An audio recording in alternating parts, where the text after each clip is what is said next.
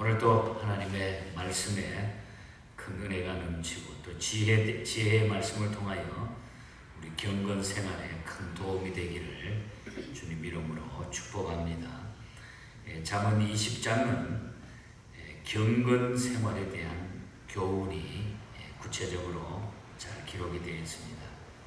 크게 우리가 그 내용을 압축을 해본다면 두 가지로 생각할 수가 있는데, 첫째는 절제의 미덕이 강조됩니다. 절제하는 생활에 대해서 많이 강조를 했고, 또 다른 하나는 하나님의 주권에 대한 순종이 강조되고 있습니다. 그러니까 우리가 하나님 앞에 경건 생활, 충성된 자도 우리가 살아가기 위해서는 절제가 필요하다고 하는 것이고, 그리고 하나님의 주권에 대한 순종이 중요하다 하는 것을 말씀하고 있습니다. 하나님의 은혜 안에서 성공하고 출세하려고 하면은 하나님께 충성되고 진실한 사람이 되어야 됩니다. 오늘도 하나님께서는 충성되고 진실한 사람을 찾으시며 우리가 하나님의 뜻을 따라 사는 의인이 되기를 원하십니다. 그럼 우리가 충성된 하나님의 사람이 되려고 하면은, 이 경건 생활의 사람이 되려고 하면 이 어떠한 경건 생활을 해야 되는가? 오늘 말씀 속에서 그것을 우리가 살피면서 그 문제에 대한, 경건 생활에 대한 초점을 맞추어 우리 자신 스스로를 한번 비춰보시기 바랍니다. 먼저 1절에서 7절 사이를 보면은 온전하게 행하는 자가 되어야 된다. 여기 온전하다고 하는 것은 완벽한 그런 것보다도 하나님의 뜻을 따라 살라고 하는 그런 얘기입니다. 그리스도인은 하나님의 뜻을 따라 사는 의인입니다. 믿음으로 의인이 되는 겁니다. 때문에 술을 멀리하며 세상 권세자에게 순종하라고 하는 것이 오늘 1절과 2절에 나타납니다. 1절에 보면 포도주는 거만하게 하는 것이요 독주는 떠들게 하는 것이라. 이에 미혹되는 자마다 지혜가 없느니라. 그리고 2절에는 세상 권세자에게 순종을 하라. 그를 노하게 하는 것은 자기 생명을 해하게 한다. 여기 이 술이라고 하는 것은, 이 독주라고 하는 것은 대단히 사회의 악을 일으키고 모든 것을 흐리게 만드는 아주 주범이 되기 때문입니다. 그래서 이 세상의 법도 보면은 미국 같은 데 우리가 살지만은 연휴 때 보면은 음주운전 체크 포인트를 만들어 가지고 그것을 단속하는 이유는 이 운전으로 말미암아, 이 술로 말미암아 엄청난 큰 피해와 사회 악을 가져오기 때문인 것입니다. 그리고 지도자들은 하나님께서 악을 제거하고 선을 장려하기 위하여 세우셨기 때문에 우리가 그리스도인들은 이 땅 위에 살아가면서 교회 법은 물론 국법도 잘 우리가 따라야 된다. 순종해야 된다. 나라 법을 다 무시해버리고 나는 예수 믿기 때문에 성경만 바라보고 살지 세상 것은 아무것도 아니다 하고 나라의 법을 다 지키지 아니하고 그냥 멋대로 거짓으로 우리가 꾸며서 산다고 하면 하나님이 절대로 기뻐하지 않는다는 것입니다. 또한 다툼을 피해서 명철한 자가 되라고 이야기하고 있습니다. 그러기 위해서는 부지런해야 된다. 부지런해야 된다. 그래서 4절에 보면은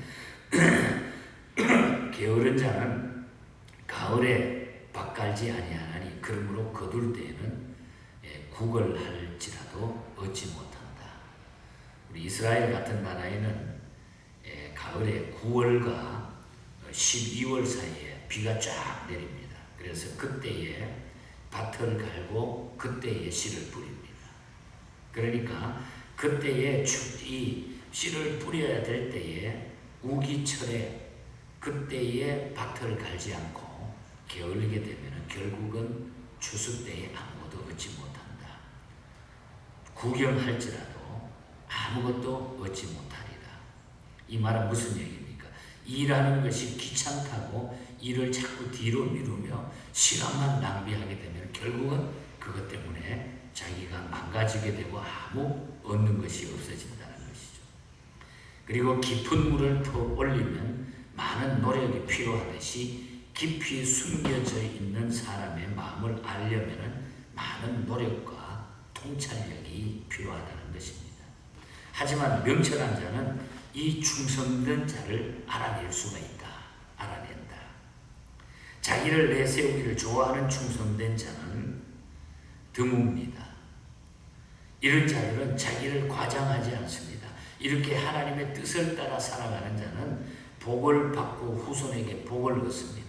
후손이 복을 얻습니다. 그래서 우리는 충성된 자, 자기를 내세우는 것이 아니라 충성된 자가 돼야 된다. 그래서 이 솔로몬은 내가 충성된 자를 어떻게 만나니요? 6절에 많은 사람이 각기 자기의 인자함을 자랑하나니 충성된 자를 누가 만날 수 있으랴? 누가 만날 수 있으랴? 그래서 우리는 하나님의 뜻에 따라 살아가는 자는 복을 받으며 그 후손에게도 하나님께서 큰 복을 주신다. 그래서 7절에 보면은 온전하게 행하는 자가 의인이라. 그 다음에 그 후손에게 복이 있느니라. 복이 있다. 그래서 우리는 하나님 앞에 온전하게 행하는 자, 충성된 온전하다는 하나님의 뜻을 따라 우리가 살아가는 것이 중요하다. 가장 좋은 유산은 그래서 자녀들이 하나님과 바른 관계를 맺으면서 살아가도록 만드는 것. 그리고 우리 스스로가 하나님과의 올바른 관계를 가지고 사는 것. 이것이 최고로 중요한 일이라는 것입니다. 그리고 8절부터 15절 사이에 보면은 하나님께서 주신 지체들을 우리가 잘 사용하면서 살아야 된다는 거죠. 왕이신 하나님께서는 심판 자리에 앉으사 악은 멸하시고 공의로 집행을 하신다고 했습니다. 악은 다 멸하신다. 공의를 집행하신다고 했습니다. 8절에 보면 심판 자리에 앉은 왕은 그의 눈으로 모든 악을 흩어지게 하느니라. 그러므로 그리스도인들은 악을 버리고 진실하게 살아갈 수 있어야 된다는 겁니다. 10절을 보면 한결같지 않는 저울추와 한결같이 않는 되는 다 여호와께서 미워하신다. 이 말은 저울추를 속이거나 되를 속인다고 하는 것은 다 하나님께서 미워하신다. 그래서 진실하게 살아가는 것입니다. 어느 누구도 그리스도 앞에서 자기의 의를 뽐내며 자기의 영적인 상태를 자랑할 수 없는 것입니다. 하나님 앞에. 그래서 9절에 보면 내가 내 마음을 정하게 하였다. 내 죄를 깨끗하게 하였다. 할 자가 누구냐? 우리 하나님 앞에 다 부끄러운 사람이기 때문에 하나님 앞에 진실하라는 것이죠. 그리고 11절에 보면 사람은 행위를 보면 그 성품이나 됨됨이를 알 수 있다고 했습니다. 자기의 동작을 통해 가지고 모든 것을 알 수 있다. 그래서 우리는 듣고 보는 지체들을 하나님의 영광을 위해서 그래서 우리가 다 사용해야 돼요. 귀라든지 눈이라든지 모든 하나님께서 우리에게 만들어 주신 이 지체를 하나님의 영광을 위해서 사용해야 된다. 12절과 13절에 말씀하고 있습니다. 그리스도인들은 입술이 지혜로운 입술이 되어야 됩니다. 14절과 15절. 지혜로운 입술은 금, 은이나 어떤 보석보다도 훨씬 더 귀하기 때문이라. 그러므로 우리가 지혜로운 입술, 말에 대한 중요성을 우리에게 또 말하고 있죠. 여기도. 그러므로 지혜를 소유하고 사는 자는 물질을 의지하고 사는 자보다 풍성한 삶을 누리게 된다고 말씀하고 있습니다. 그래서 우리는 지혜를 얻기 위해서 수고해야 된다. 15절에 보면 세상에 금도 있고 진주도 많거니와 지혜로운 입술이 더욱 귀한 보배니라. 지혜로운 입술이 더욱 귀한 보배니라. 하나님께서 주신 지체를 잘 사용해야 우리는 충성된 하나님의 백성으로 살아갈 수 있다.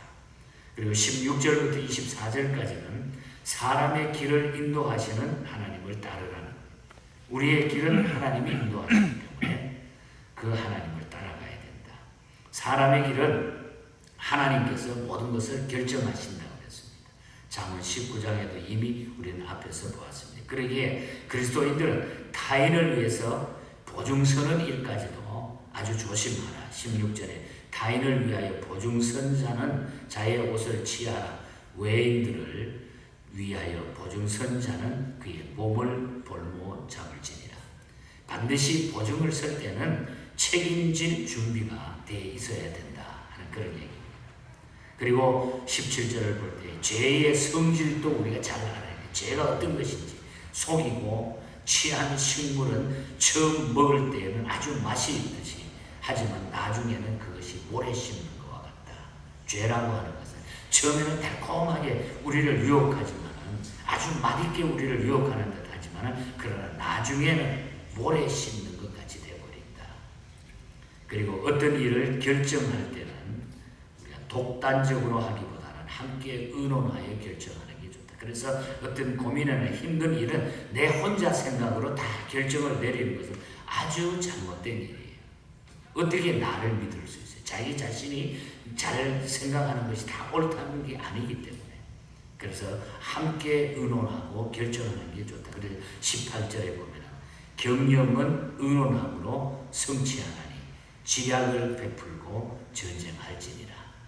함께 의논하고 함께 지혜를 모을 때에 우리가 모든 일에서 이길 수 있다는 좋은 일, 특히 우리가 가정의 일, 교회의 일, 직장의 일, 어떤 단체의 일들은 혼자 하는 게 아니라 함께 의논하여 결정하는 것이 지혜롭다. 이것이 바로 18절에 보면 지혜니라. 그리고 사람과의 관계도 말씀에 따라 해야 된다. 그래서 16절에 보면 한담이라고 하는 게 심심풀이로 하는 얘기죠. 그냥 농담 섞인 말. 이 한담하는 자나 남의 비밀을 누설하는 자, 수다를 떠는 자는 가까이 하지 말지니라. 진실하지 못하기 때문에. 그리고 또 20절에 부모를 무시하는 자는 자기의 근본을 무시하는 자다. 이런 자는 영육 간에 인격과 행복에 해를 받게 된다. 그래서 20절에도 보면 자기의 아비나 어미를 저주하는 자는 그의 등불이 흑암 중에 꺼짐을 당하리라. 얼마나 무서운 그런 얘기입니까? 악에 대해서도 우리가 스스로 보복하려 하지 말고, 악한 일에 대해서 내가 보복하려고 하지 말고 하나님께 모두 맡기고 그것을 기다리라고 했습니다. 22절에 보면 너는 악을 갚겠다 말하지 말고 여호와를 기다리라. 그가 너를 구원하시리라. 하나님께 맡기라.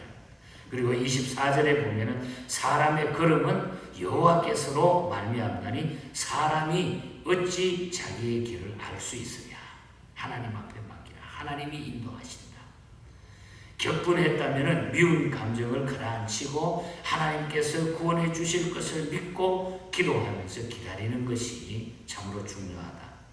왜? 하나님은 사람의 길을 다 아시고 인도하시기 때문에. 하나님께서 사람의 행사를 주관하시고 인도하시기 때문이라. 로마서에도 곳곳에 성경은 그것을 말하고 있습니다. 그러므로 어느 누구도 자기 마음대로 인생을 좌지우지할 수가 없다. 하나님이 다 인도하시고 모든 것이 하나님의 손에 달렸다. 그래서 길을 인도하시는 하나님을 따라가는 것이 우리가 하나님 앞에 충성된 의미로 살아가는 경건된 삶이라는 것입니다. 끝으로 우리가 읽지 못했습니다. 25절부터 마지막 30절까지 보면은 하나님의 공의를 세우기 위해서 우리가 힘쓰면서 살아가요. 처음에 서론적인 말씀을 드렸습니다만 하나님의 그 공의, 하나님의 주권, 여기에 대한 순종을 말하고 있는 거죠. 지도자, 이 왕들은 하나님의 공의를 실천해야 된다. 서원은 신중하기 때문에 나중에 후회하지 않는 것이 바람직한 것이다. 그래서 25절에 보면은 잘못 서원하게 되면 그것이 나중에는 그 사람의 덫이 된다. 걸어가기 때문에. 그래서 우리가 서원한 것은 해로울지라도 하나님께 갚으라고 하는 말씀도 또 다른 성경에 나타나고 있습니다. 그리고 지도자, 이 왕은 나라를 치리할 때에 악인과 선인을 구별해가지고 벌할 자는 벌하고 상 줄 자는 상을 주어서 악을 제거하고 공의롭게 통치해야 된다. 공의를 주장하고 있습니다. 26절에. 또한 28절에 보면 백성을 긍휼히 여겨서 인자와 진리로 이것을 다스려야 된다. 하나님은 공의로우신 분이기 때문에 공의를 세우기 위해서 모든 것을 우리는 공의를 세우기 위해서 살아가야 된다. 하나님의 그 주권을 인정하라는 것입니다. 그리고 29절에 보면은 젊은이는 힘으로, 늙은이는 성숙한 신앙으로 하나님을 섬기는 것은 주 안에 참 아름다운 모습이다. 29절에 젊은 자의 영화는 그의 힘이요 늙은 자의 아름다움은 백발이다. 이 말은 간단하게 말하면 젊은 자는 힘, 그 다음에 나이가 드신 분은 성숙, 힘과 성숙이라고 하는 것입니다. 그리고 30절에 보면 상하게 때리는 것이 악을 없이 하나니 매는 사람 속에 깊이 드러난다. 우리가 아프게 때리는 것이 악을 없이 하는 것이라. 우리가 마음이 아프지만은 아프게 때리고 교훈하고 자녀들에게 하는 것은 악을 없이 하게 된다. 그리고 매는 사람 속에 깊이 들어가기 때문에 그것을 통해서 하나님의 공의로운 모든 일들이 나타나게 된다는 거죠. 내 생각, 내 마음으로 모든 일들을 감당했을 때는 우리는 항상 실패하고 넘어지게 된다는 것입니다. 결국 우리는 하나님 앞에 경건한 삶으로 살아가야 된다. 기도와 말씀으로 무장하고 이 시대를 이겨야 된다. 오늘 아침에 우리가 중국 선교사로 다녀왔던 영국의 윌리엄 롱스태프의 찬송을 우리가 같이 불렀습니다. 이 목사님은 아주 경건 생활에 대해서, 거룩함에 대해서 많이 강조하고, 어느 날 내가 거룩하니 너희도 거룩하라, 이 말씀을 상고하고 설교하는데 자기에게 주신 은혜가 더해서 이 찬송시를 썼죠. 너 성결케 위해 늘 기도하며 너 주 안에 있어 늘 성경 보고 온 형제들 함께 늘 사귀면서 일하기 전마다 너 기도하라. 여기에 보면은 항상 우리가 기도의 삶과 그 다음에 하나님의 말씀을 우리가 읽는 삶, 그리고 중요한 것은 이웃과의 관계, 온 형제들과 함께 늘 사귀면서 우리가 하나님 앞에는 기도하고 하나님 앞에는 내가 잘 믿는 척하지만 우리가 옆에 있는 사람 이웃과의 관계가 잘못되어 있으면 매일 그 자리에 앉아서 내 스타일로 예수 믿게 된다. 이게 얼마나 무서운 일인가. 그리고 일을 다급하여도 당황치 말고 참 즐거울 때나 또 슬플 때나 너 주님만 믿고 늘 따라가라. 기도와 말씀으로 무장해야 이 시대를 이기고 우리가 성결한 삶을 살아갈 수가 있다는 것입니다. 경건 생활은 우리가 기도하고 말씀 보고 우리가 이웃과의 올바른 관계입니다. 내 자신을 다 벗어던져야 돼. 그래야만이 우리는 하나님 앞에 영광 돌리며 충성된 의인으로 하나님이 원하는, 오늘 솔로몬은 이야기합니다. 많은 사람이 각기 자기의 인자함을 자랑하나니 충성된 자를 누가 만날 수 있으랴. 충성된 자를 누가 만날 수 있으랴. 그래서 우리는 젊었을 때는 우리가 힘있고 영광을 힘으로 우리가 열심을 다해 영광 돌리지만 우리가 나이 들어가면서 아름다운 백발 성숙함이 우리 하나님을 기쁘게 하는 것이라고 하는 사실을 우리가 기억하고, 또 우리가 자녀를 훈육하고 상할 때는 상하게 때리는 것은 악을 없이 하나니 매는 사람 속에 깊이 들어간다. 언제나 하나님의 말씀을 통해서 우리가 교훈받고 사랑받는 것이 너무너무 귀하다는 거죠. 이 믿음으로 오늘도 승리하시고 남은 우리의 생애에 큰 복이 넘치시기를 축복합니다. 하나님 아버지 감사합니다. 늘 주의 말씀으로 우리를 훈계해 주시고 또 깨닫게 해 주시니 너무너무 감사합니다. 우리가 예수 믿으면서 하나님을 섬기면서도 우리가 잘 믿는 것 같이 살아왔지만 어떤 데 보면 내 중심의 신앙으로 사는 것이 부끄럽습니다. 아침에 주신 귀한 말씀을 기억하면서 늘 하나님을 향해서 주의 뜻을 따르는 경건의 아름다운 삶으로 충성된 자로 살아가는 저희들이 되게 하여 주시옵소서. 하나님, 우리의 가정에도 우리의 자녀들에게도 우리의 모든 삶의 바운드리 안에 우리 하나님의 놀라운 이 역사와 은혜가 날마다 더하게 하여 주시옵소서. 내 모든 부끄러운 모습을 주께 내려놓고 정말 주님의 사랑으로 변화되게 하시고 이 사랑으로 복음을 전하게 하시고 이 사랑으로 교회 공동체를 통하여 하나님의 영광을 돌려드리게 하여 주시옵소서. 우리 예언교회 가족들 가운데 병마로 또 시달리는 사랑하는 종들을 붙잡아 주시고 또한 많은 물질과 여러 가지 이 오늘을 이 형편에 고민하며 걱정하고 살아가는 또 마음의 상처와 또 마음의 여러 가지 범민 속에 외로워하는 모든 영혼들을 주께서 위로해 주시고 하나님의 긍휼로 함께 해 주셔서 평강과 소망으로 함께 하시고 우리 주님께 소망이 있음을 기억하고 그 주님을 향하여 우러러 바라볼 수 있는 이러하여 모든 문제를 해결받고 하나님 앞에 큰 영광 돌리는 복된 귀한 성도들 모두가 되게 하여 주시옵소서. 거룩하신 예수님 이름으로 기도하옵나이다.